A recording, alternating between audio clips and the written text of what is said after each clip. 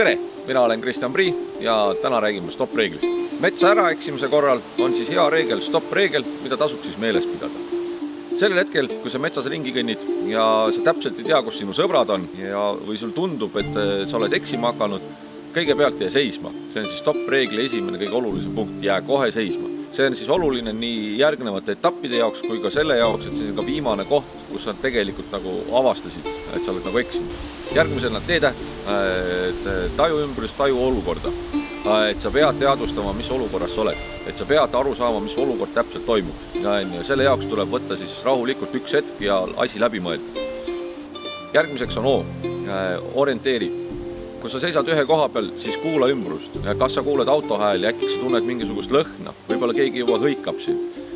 Sa pead aru saama, kus kohas sa täpselt oled. Vaatad, et kas päike on enam-vähem samas suunas, kui sa auto juurest ära jalutasid, et sa saaksid täpselt aru, kus kohta sa oled nagu siis välja jõudnud. Ja viimane on plaan, et sa pead aru saama, mis nüüd edasi saab. Võib-olla asi ei olegi üldse nii hull ja sa võtad taskust mobiiltelefoni, helistad Päästeametisse ja palud abi.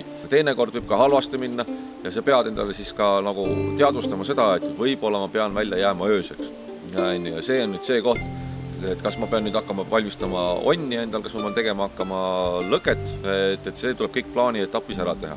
Või siis, et ma nüüd keeran otsa ringi ja ma lähen tuldud teed pidi tagasi, näiteks kui sa oled väiksel metsarajal.